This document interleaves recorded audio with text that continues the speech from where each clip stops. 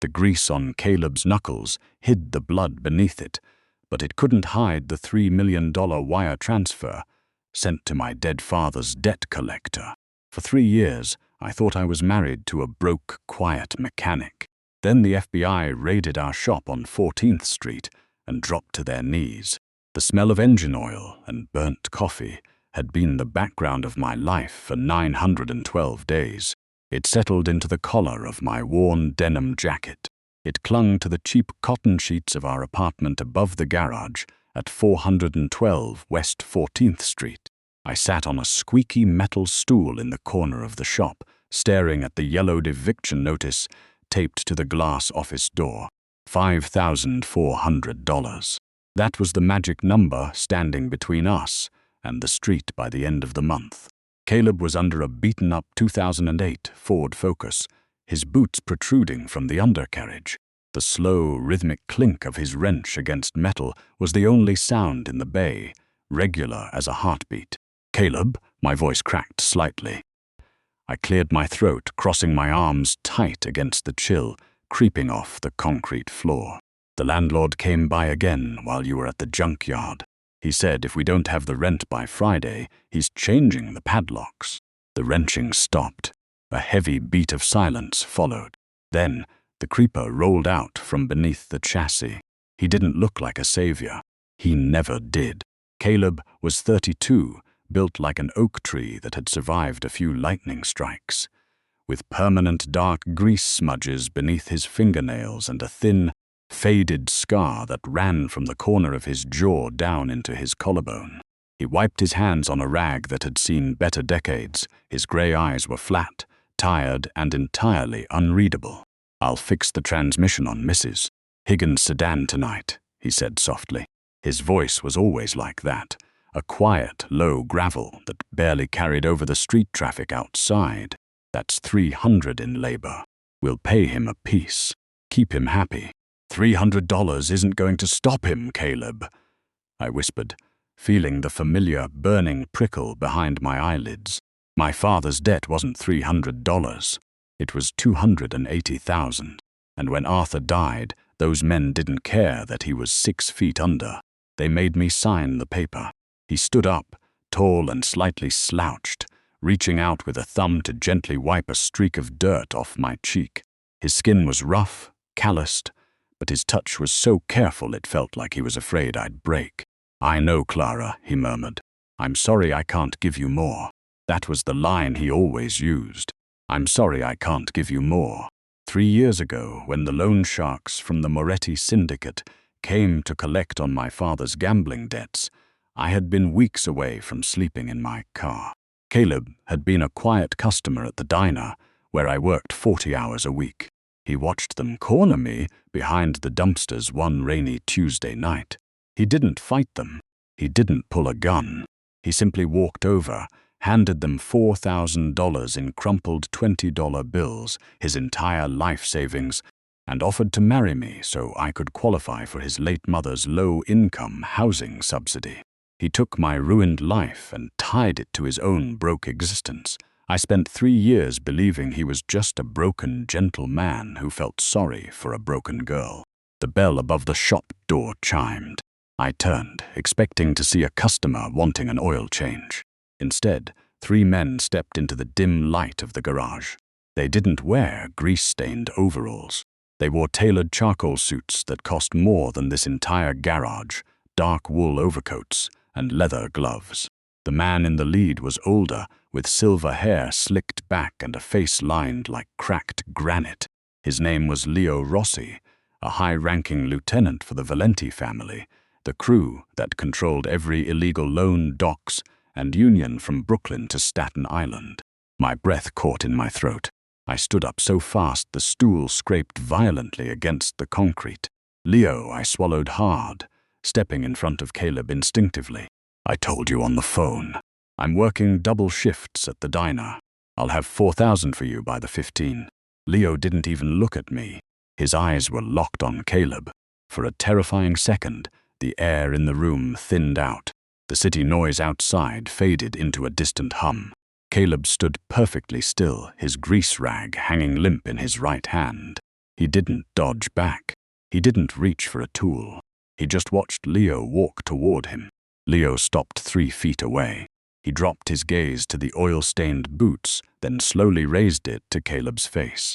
I waited for the blow.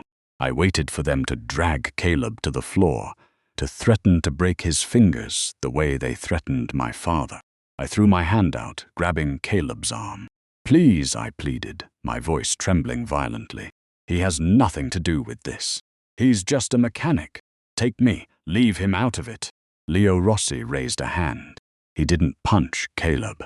He lowered his head, pressed his right hand flat over his heart, and bowed his head in a gesture of absolute, terrified submission. "The boss wants you back in Manhattan, Don Dominic," Leo whispered, his voice shaking with a fear I had never heard in a grown man's chest before. "The commission is falling apart without you. The war with the Irish has crossed the river." My hand slipped off Caleb's arm. My heart slammed against my ribs so hard it felt like a bruise. "Don Dominic," I looked at my husband.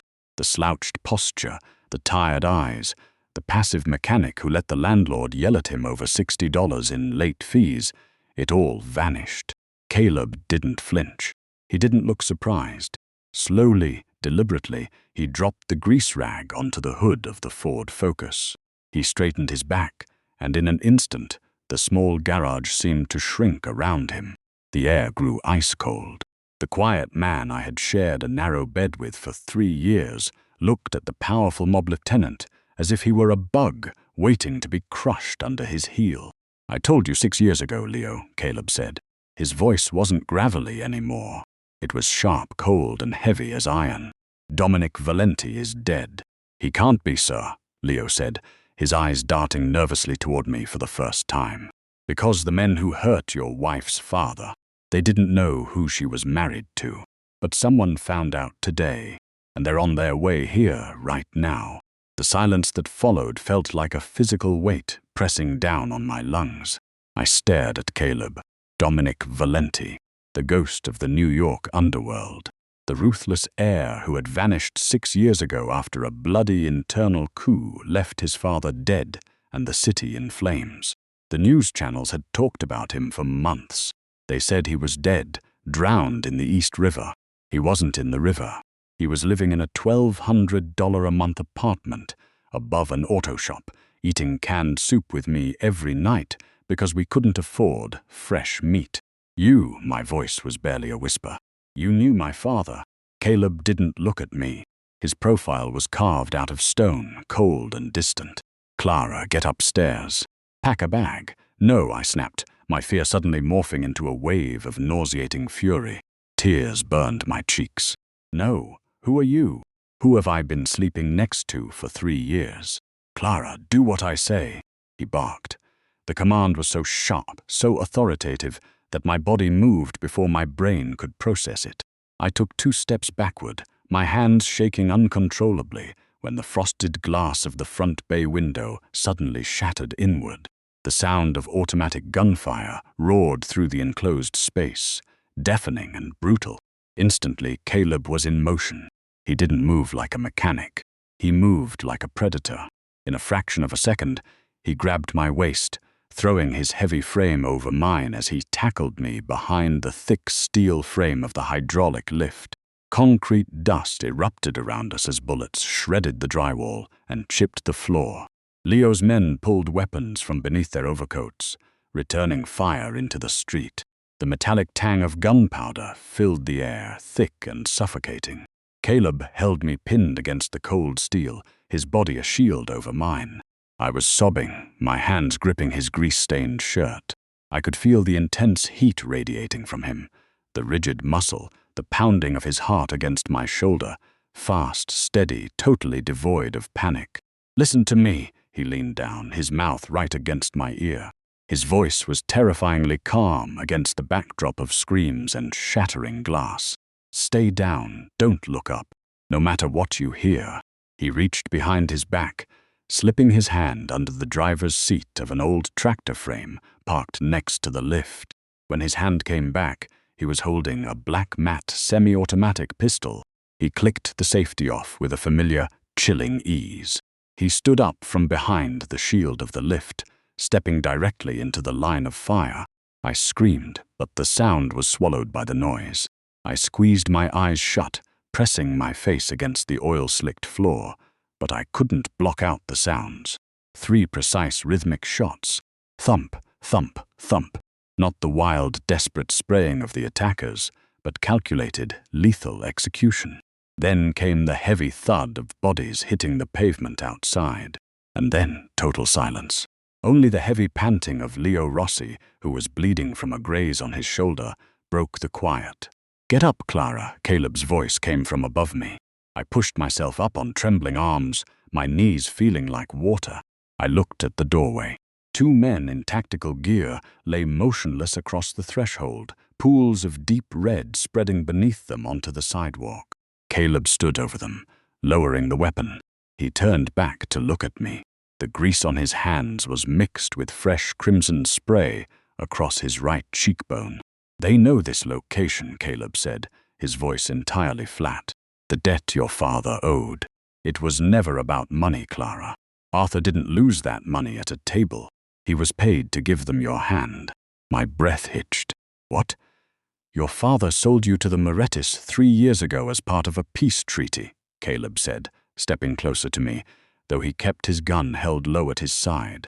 "I found out I couldn't stop the trade without starting a war before I was ready. So I stepped in first. I married you so they couldn't touch you under the old laws." You married me to save me?" I choked out, a wave of confusion and betrayal crashing over me. "For 3 years you let us live like rats.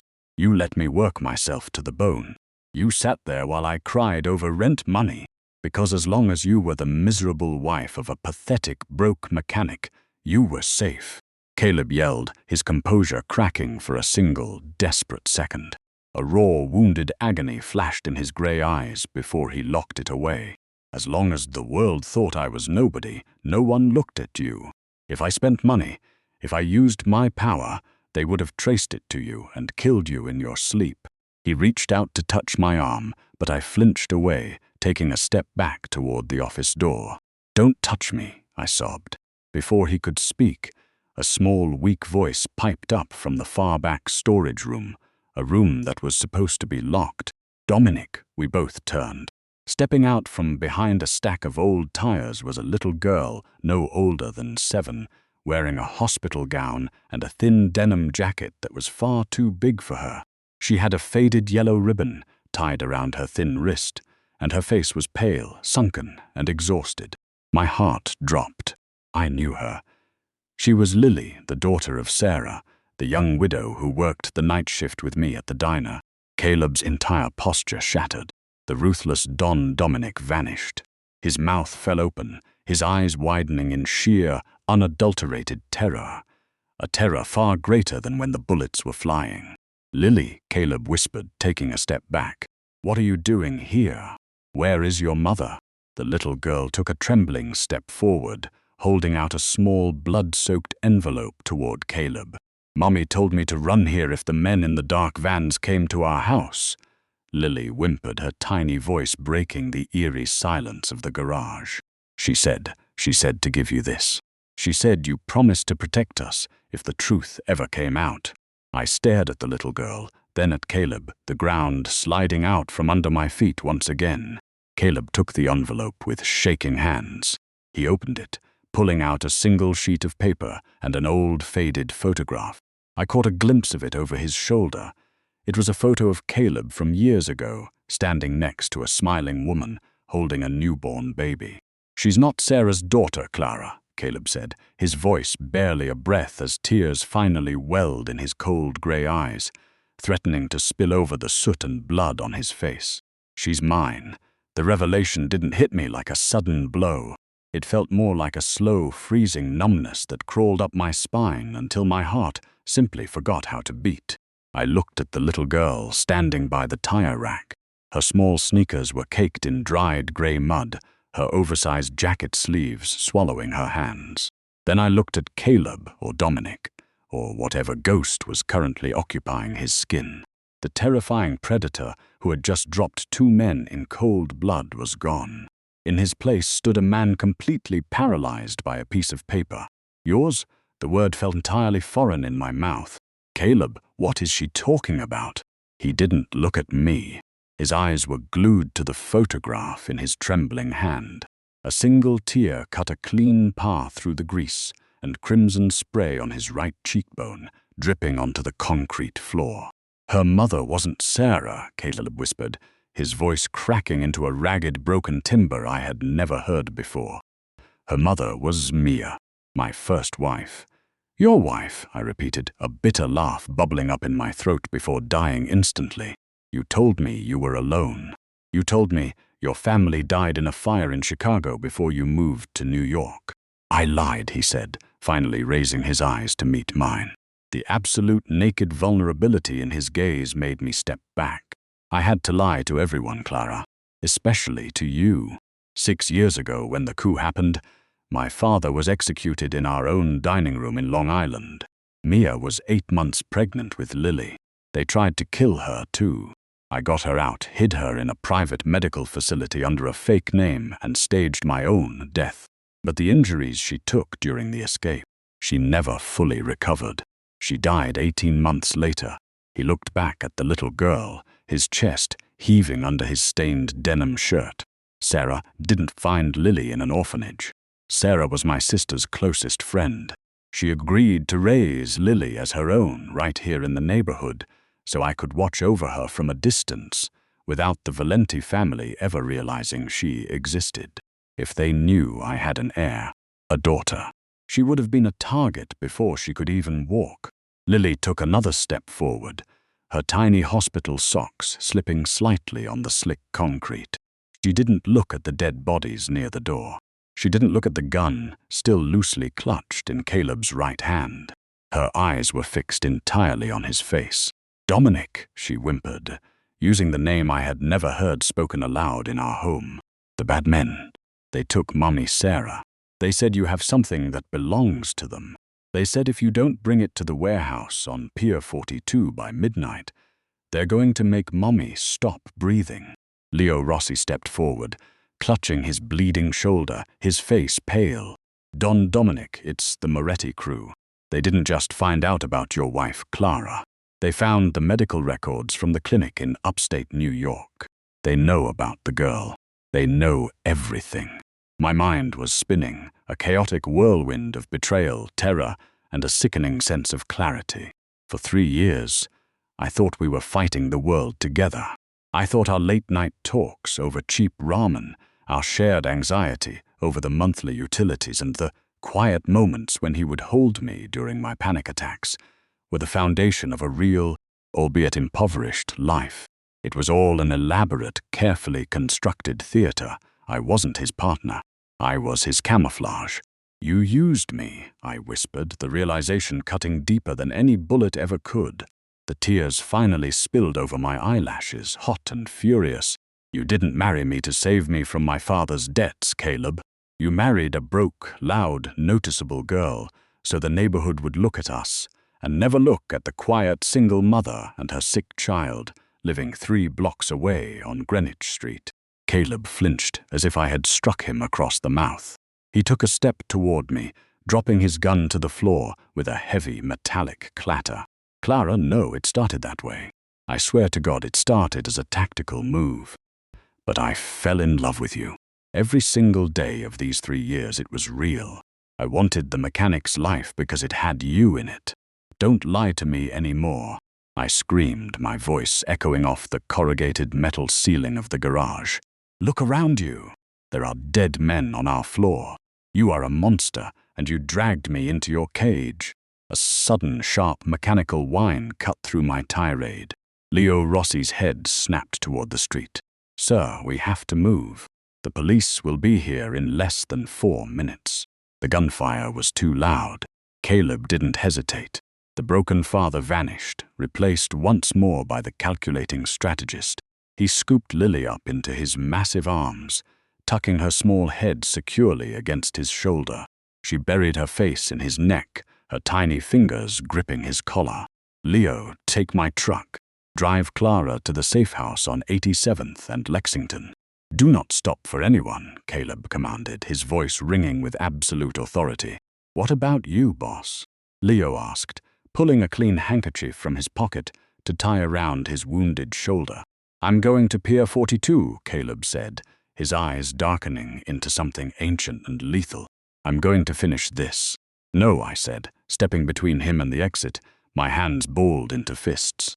My heart was breaking, but looking at the terrified little girl in his arms, the anger hardened into something else, something dangerous. "You are not leaving me behind in some hidden box while you go play God. If my father sold me to these people, and if my life has been a lie because of your war, then I am seeing how it ends. We are going together." Caleb stared at me, his jaw tightening so hard a muscle twitched violently beneath his scar. For a long, agonizing 5 seconds, the only sound was the distant, approaching wail of police sirens from the Bowery. "If you come with me, Clara," he said, his voice dropping into a chillingly quiet register, "the girl you were 5 minutes ago dies tonight. You understand that?" "She's already dead," I said, wiping the tears from my face with the back of my hand, leaving a smear of grease across my own skin. "Let's go." 20 minutes later, the blacked-out 2024 Chevy Suburban Caleb kept hidden in the rear alley was tearing down the West Side Highway. The wet, muffled thud of Thomas Moretti's body hitting the damp concrete floor seemed to suck every drop of oxygen out of the warehouse. The 3 armed guards froze, their eyes widening in utter disbelief as the man who had ordered their lives around dropped like a sack of wet flour. Before any of them could raise their weapons, the old landlord squeezed the trigger 3 more times with terrifying practiced speed. The suppressors coughed softly. 3 men collapsed in rapid succession, their weapons clattering against the floor, blood pooling out into the salt-crusted cracks of the pier. I choked back a scream, my fingers digging into the iron crowbar so hard my knuckles turned white. My head was spinning. The crotchety old man who complained about our dripping kitchen faucet and threatened to throw us into the snow over $60 was standing over 4 dead mobsters, holding a suppressed pistol like he'd been doing it for 50 years. Caleb didn't draw his gun, he didn't even flinch. He simply stood there, his flat grey eyes fixed on the old man as if he had been expecting this exact arrival all along. "You're late, Frank," Caleb said softly. The landlord, Frank, lowered the weapon, unspooling a heavy brass suppressor from the barrel and sliding both into the inner pocket of his wool coat. He walked over to Sarah, pulling a pocket knife from his trousers and efficiently slicing the thick ropes binding her wrists to the chair. "The traffic on the Williamsburg Bridge was a nightmare, Dominic," Frank grumbled, his voice dropping right back into that grating, raspy tone I had heard every first of the month. "And your wife is hiding behind the shipping container on your left with a crowbar. Her footwork is terrible." My heart jumped into my throat. Slowly, stepping out from the shadows of the rusted container, I lowered the iron bar. "Frank?" I choked out, my voice trembling so badly it was barely audible above the slapping of the river waves against the wooden pilings beneath us. You were our landlord. You raised our rent 3 times. Frank turned to look at me. The harsh, overhead halogen light caught the deep, weather-beaten wrinkles around his eyes. A faint, almost gentle smirk touched his mouth. "If I didn't raise your rent, sweetheart, the neighbors would have wondered why a tight-fisted old bastard like me was letting a broke mechanic and his wife live above a prime commercial garage for $1,200 a month," Frank said quietly. "A cover only works if everyone plays their part, even the villain." "He was my father's underboss," Caleb said, stepping over the pool of blood surrounding Thomas Moretti to stand beside me.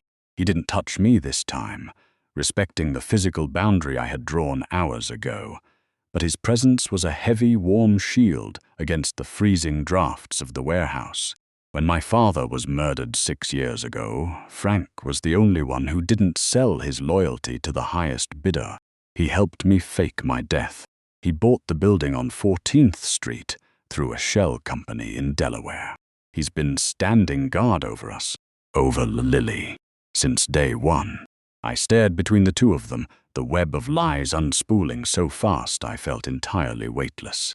Every argument, every tear I had cried over our unpaid electric bills, every night I had stayed up late stitching the torn lining of Caleb's work jacket, it was all a stage play. A fortress built out of fake struggle to keep a little girl alive and a dead Don hidden in plain sight. Sarah fell forward into Caleb's arms, sobbing hysterically as the ropes fell away. "Is she okay? Is Lily safe?"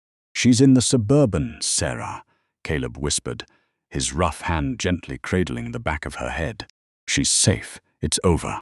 "It's not over, Dominic," Frank interrupted, his voice dropping into a razor-sharp tone that cut through the emotion in the room.